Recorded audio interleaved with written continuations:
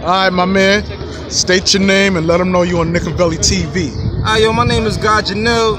I'm on Nickavelli TV. That's what's up, my man. Knick fan? Yeah, indeed, for life, man. I see the hat. Long, man. You know what I'm saying? We looking the same. I got my Knick cap on. You got yours. That's what's up. So I felt, like you was approachable. So I felt like you was family. Indeed so. You know what I'm saying? That's right. All right, now talk to me. Who's your favorite player on the Knicks? My favorite player on the Knicks all time, or you talking current? Listen, man. You in Knick heaven right now. Whichever cloud you want to lay on, talk to me, man. Well, Clyde Frazier. Oh, shit. Yeah, Clyde Frazier, that's the man right there, Walt Frazier. What you like about his game? He's a good passer and a very good defender. Very vicious. And his handle, a lot of people get under the impression they wasn't doing a lot of crossover thing back in that day in the 70s. He was crossing people left and right like crazy. Really? Yeah. He was crossing a lot of people up. Bernard King, 4 Green Projects. That's the legend right there. 60 points in one game. That was phenomenal when he did that. At that time, that was like unheard of. How old are you? I'm 31. Okay, so I see you do a lot of historic researching. Indeed so. On the Knicks. Yeah, that's right. That's what's up. Lifelong fan. Willis Reed. Oh, shit. Yeah, Willis Reed, the captain. A lot of people don't realize, everybody talks about Wilt Chamberlain, but a lot of people don't realize that Willis Reed was right up there with him. He came out that one game in a championship series. He came out on one ankle. He came out, and I believe that was against the Lakers, that championship series, where he came out on one ankle. I believe you're right. Yeah, he came out on one ankle, and he actually held Wilt Chamberlain in check. Okay. A lot of people forget about that. That's a legendary performance. He came out on one ankle. He scored the first basket of the game. He wasn't even supposed to play that game. And then Walt Frazier took over from there. So they still gave him the series MVP just off the way he inspired his team alone. Right, because I was hearing that besides Willis Reed being hurt, that Clyde was the man during that series. Clyde, if you actually look at the numbers from that Game 7, Clyde put up one of the greatest performances known to finals play. He had 30-something points. He damn near had a triple-double, basically. He had 30-something points, 10, 11 rebounds, 9 assists. The numbers was incredible. He said he kind of felt at that time that he should have won the MVP. He said, but when he looked back at it, just the way Willis came out and inspired the team, it was more mental than physical. Just the way he came, limped out the locker room, scored the first bucket of the game. He said, you know what? Even though he only had 4 points in the whole game, he said, you know what? He actually did deserve the series MVP because he inspired us. That's what's up, man. That's what's up. Latrell Sprewell, I definitely don't want to leave without mentioning Sprewell. Give him a second chance. Everybody knows about the famous choking the coach incident in Golden State Warriors. Nobody in the league wanted to give him another chance. Right. And the Knicks. He's kind of where Melo's at right now. Yeah. But he was, I would say he's a more legendary player than Melo, in my opinion, because the original Sprewell, when he's played on Golden State Warriors, he was one of the most explosive players known to the history of the game. That's when he used to have the little ball head look. Yeah, he was one of the most explosive players known. His game was just off the charts, his explosiveness. Elaborate on what type of moves Latrell Sprewell would do. Oh, well, as far as when he was playing with Golden State, he was a vicious slasher. He would take certain angles from about half court, and he slashed through the lane, and he was throwing down tomahawk dunks. For a skinny guy like that, his explosiveness, his power was unparalleled.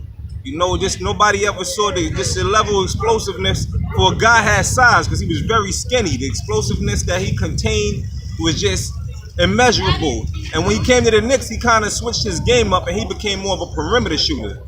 So actually, it's kind of like two different Sprewells. On the Knicks, when he had the cornrows and the braids and all that, he was more of a perimeter shooter, and he actually helped carry the Knicks to the '99 NBA Finals. Now, glad you mentioned the finals. Yeah. Because that was a heartbreaker for New Yorkers. Yeah, that was a lockout season. So that season was actually shortened to only about 50-something games because the NBA players were on strike that year for a lockout. So they didn't know if the season started late because the lockout was still going on.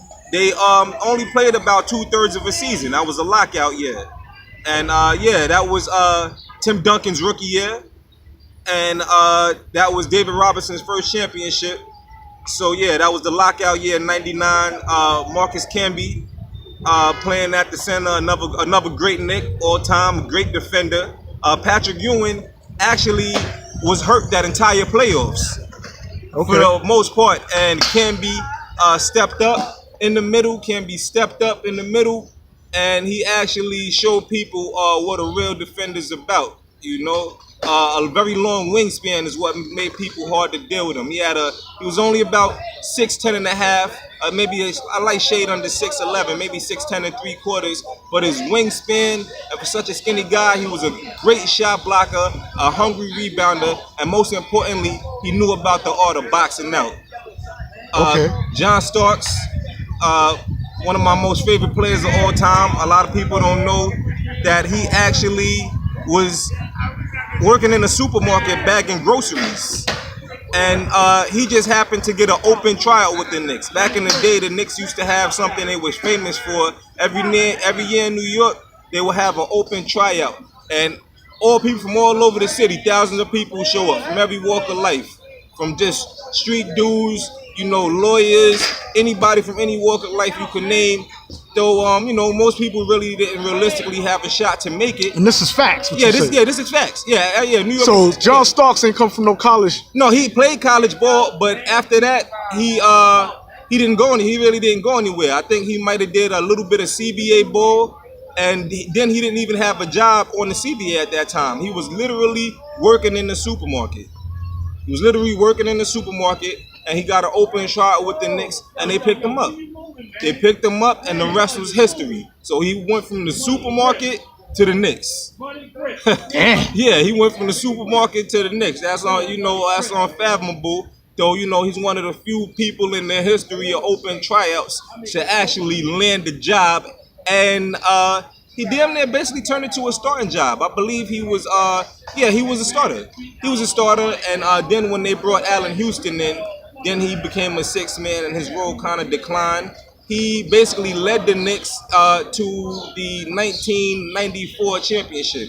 Yeah, this is where they lost to the Houston Rockets. Man, you like a walking Knicks encyclopedia. Oh, yeah. For life, shit, man. Yeah. I love it. You just broke down like 8-9 players. Yeah. And we like 8 minutes in, man. Yeah, I could do this all day with the Knicks, man, So let me ask you this, because you said something earlier about Marcus Camby.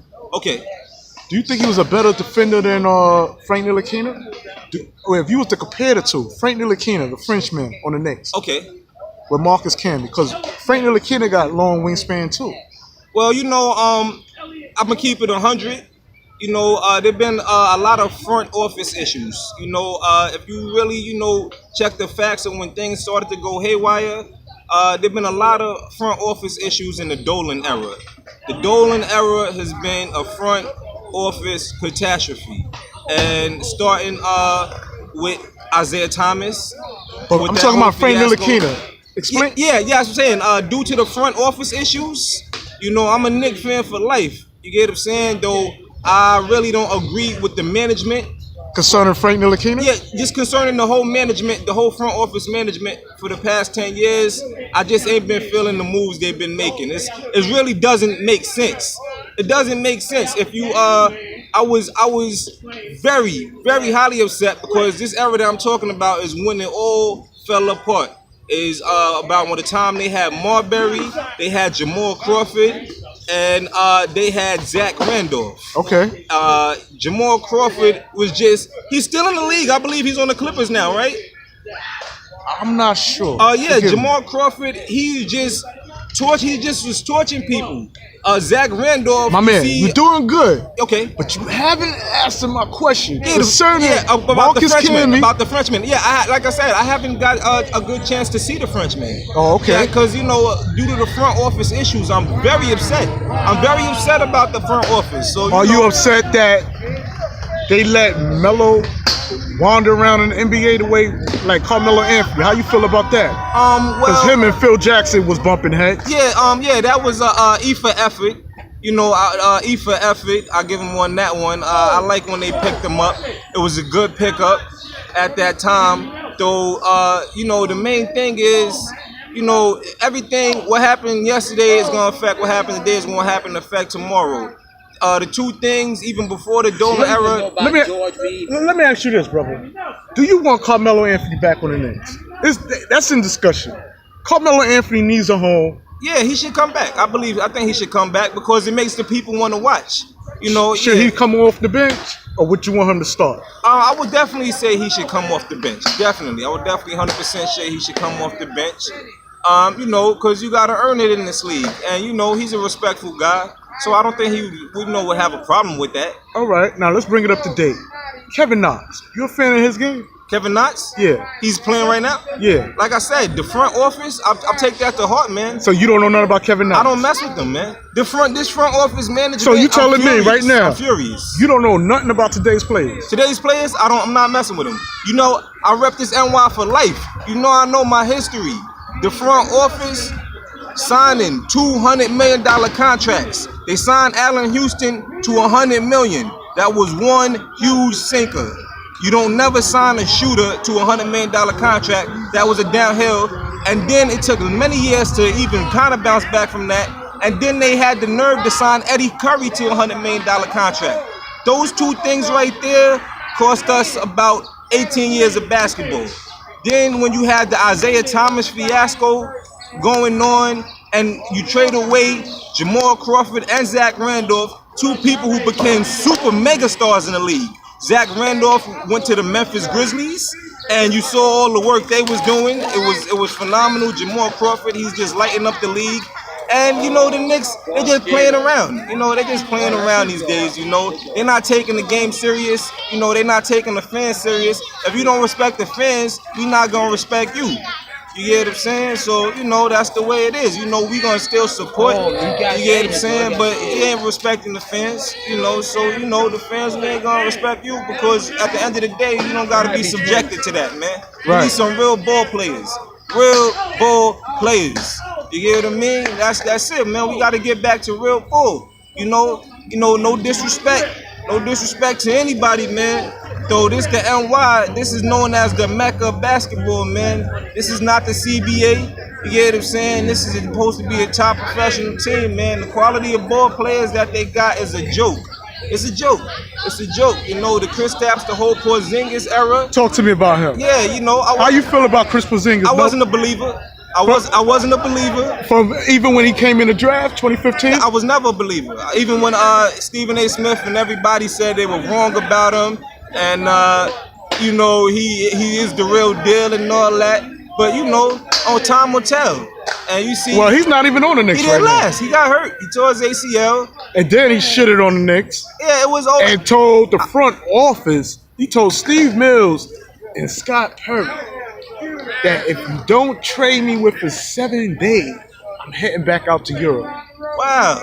Yeah. How you feel about that? I think he felt salty because he didn't get that $10 million extension contract. And Clyde Frazier let it be known once he got hurt.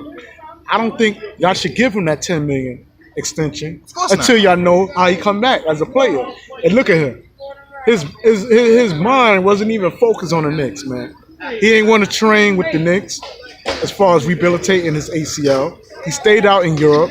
Now he getting caught up in rape allegations and fucking got his ass whooped out in his own hometown. Yeah, I heard about by that Russians. too. Yeah, I heard about all that. Heard about all those things you just said. Yeah, I heard about all that. This is not a circus. I know they do the Barnum and Bailey Ringling Brothers circus at the Garden. They're very famous for that. But the Knicks, this is not a circus. This is not a circus. You get what I'm saying? So I'm not just gonna tune in to see a circus. It's like disrespectful to the legacy. Totally disrespectful. Do you think the Knicks can ever get back on top when we got somebody like Coach Fizdale, who used to coach the Memphis Grizzlies? Okay. He's now the coach of the Knicks. Were you aware of that? And you said his name is again what, my brother? Coach Fizdale, David Fizdale. David Fizdale. I'm not too familiar with him, David Fizdale. Man, let me tell you something, bro. I respect your historic concerning the Knicks, but you need to get up to date what's going on now. Yeah. Because Knicks about to be lit again. We going to Is James Dolan still the owner? Don't make me say yeah. Exactly. So, exactly. That's the whole point that I'm making. As long as James Dolan is the owner, You get what I'm saying? This is a fiasco. You get what I'm saying? This is a fiasco. They're not getting no hungry. They're not getting no hungry guys. They're not getting no. We want to see some hungry guys, man. Well, we want to see some hungry guys crashing. How would you boards. feel if we could get Kevin Durant or Kyrie Irving come to the Knicks? Would you be a believer there? Well, Kevin Durant, Kyrie Irving. Right now, I say the young generation is more important than them. This draft that just happened, I believe we had landed the 3rd pick. Yes, we did. And it looked like we're going to get R.J. Barrett. Yeah, to me, now they saying with R.J. that's more important than Durant or who else did you say? Kyrie Irving. Yeah. To me, R.J. Barrett would be more important than even one of them. Because he's the youth. He's the future. Don't get no younger. Don't get no fresh. He's young. And they kind of comparing R.J. Barrett gang with, believe it or not, James Harden. Okay. Yeah, he's young and he's hungry, man. Yeah, they said his 3-pointer is kind of suspect, but it's workable. It says defense is where it's at. It said, you know, but now he got the eye of the tiger, and that's what we need, man. That's what we need, man. We need to stop biasing this thing. It's about too much politics in New York. We need to just go back to getting hungry ball players, no matter what, man. I don't care. So let me ask you this, brother.